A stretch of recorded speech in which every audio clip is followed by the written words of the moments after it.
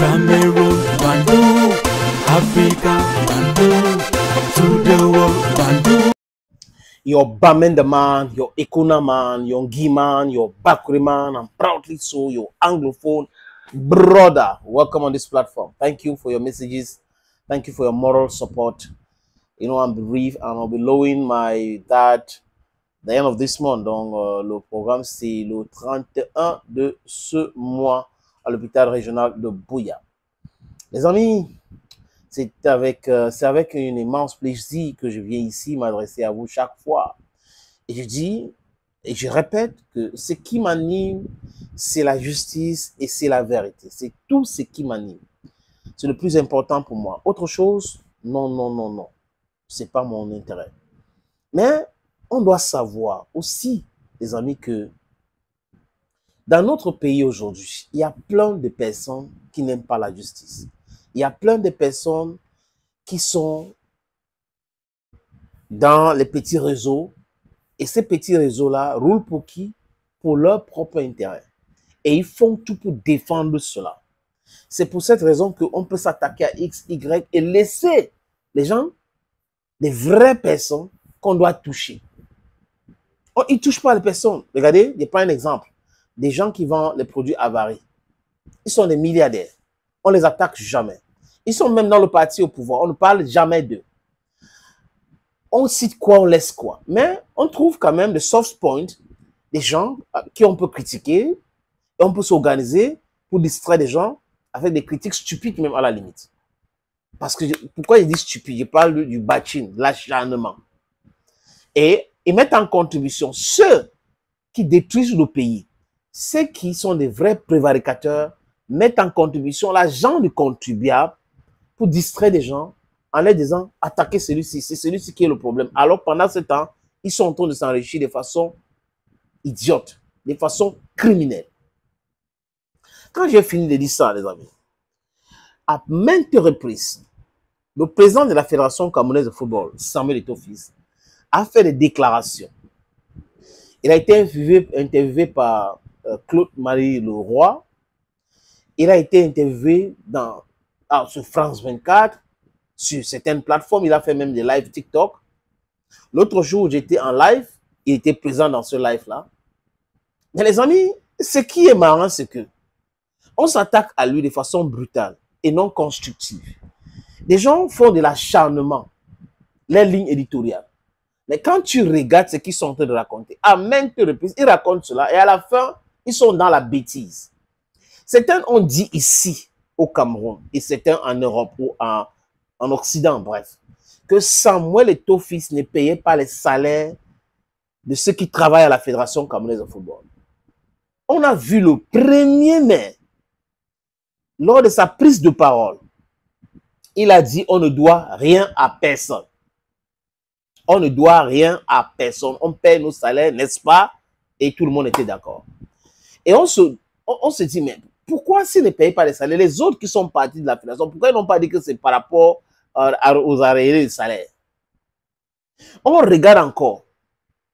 Les gens disent, il n'a pas d'argent, il n'a pas ceci, il n'a pas ceci, il n'a même pas de maison à Yaoundé, il est à l'hôtel, il n'a pas de maison à Douala, il n'a pas de maison ici, il monte sa maison à Kribi, ça devient un problème. On a des ministres même qui partent en week-end à Kribi, qui les donnent les clés de la maison, allez habiter. Il vient à Douala, il se filme devant certains de ses immeubles, ça pose un problème, il veut montrer quoi? Mais vous dites que quelqu'un est ruiné, et vous montrez quelques-uns de ses biens, ça pose un problème.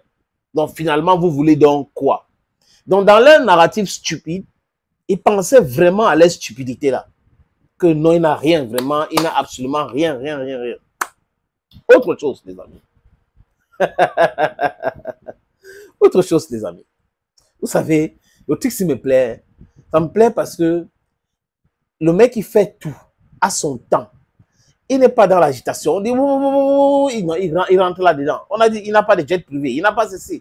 Il est là au Paraguay, il est rentré en jet privé. Après, il prend classe économique. Oh, l'argent est déjà fini. Il prend business. Oh, l'argent est déjà fini. Jet privé. Les gens, il est boucle. C'est-à-dire que les gars pètent la parole.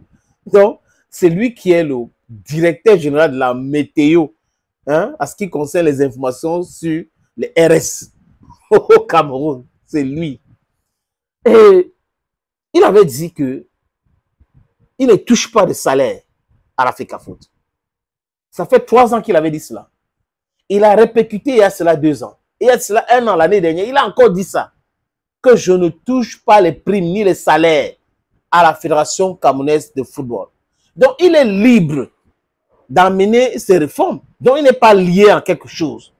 Les primes des autres, il n'y a pas de problème. Mais lui, il ne prend pas. Évidemment comment. Il voyage dans les avions partout. Oh, c'est l'agent de la Fédération camerounaise de football. Voilà donc les résolutions prises lors de cette dernière assemblée générale extraordinaire de la Fédération camerounaise de football.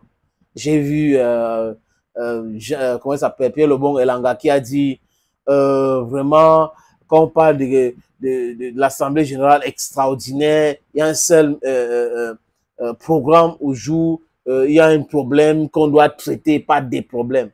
Et si on lui demande maintenant de nous donner des exemples, il va dire oui, au Cameroun, on a vu ça, mais bon, il y a 2 fois et tout. Qui lui a dit que ça doit être comme ça? Hein? Il ne va pas pouvoir répondre parce que ce sont des idées reçues. Parce qu'on a fait ça comme ça veut dire que c'est toujours comme ça qu'il faut faire. Bref, les amis, la résolution 4. Les membres de l'Assemblée générale de la Fédération camerounaise de football ont applaudi le président de la Fédération camerounaise de football. Pourquoi? Parce que depuis le début de son mandat, il ne touche pas les primes ni le salaire. Voilà que l'Assemblée générale vient de le dire. Et dans cette résolution, c'est clair. Il n'y a pas de la résolution 4 pour ceux qui ont lu ces documents-là. Ceux qui disaient que non, hein, il cale à la fédération parce qu'il veut se refaire une santé financière, ils vont dire quoi maintenant? Vous allez dire quoi maintenant? Commencez à parler, vous allez dire quoi maintenant? C'est clair. C'est écrit en noir sur blanc qui ne touche rien. Ni prime, ni salaire. Parce qu'à l'époque, il disait ça comme ça, on n'avait pas vu un document, hein, pour dire vrai. Il disait ça, mais moi je le croyais. Parce qu'il fait partie de rares personnes qui disent ce qu'il fait et ce qu'il ne va pas faire. C'est comme, je prends l'exemple sur les Russes en Ukraine. Les Russes disent ce qu'ils vont faire. Et ils vont faire. Et ils font cela. Et les Occidentaux disent ce qu'ils vont faire et ils font autre chose. Voilà la différence. Donc, je peux dire que la différence entre Samuel Eto'o-Fils et les bavardeurs professionnels, là, ce que lui dit, ce qu'il a fait, il dit ce qu'il va faire et il fait ce qu'il a dit qu'il va faire. C'est ça la différence. That's the real difference between these people. So they will continue the agitation. The elections is very soon, or elections are very soon coming. I will see what's going to happen. Thank you, friends, who is watching videos on this platform. Thank you again. I'm very grateful. So if you have time, please subscribe. Bye-bye. Cameroon, Bandung, Africa, Bandung, to the world, Bandung.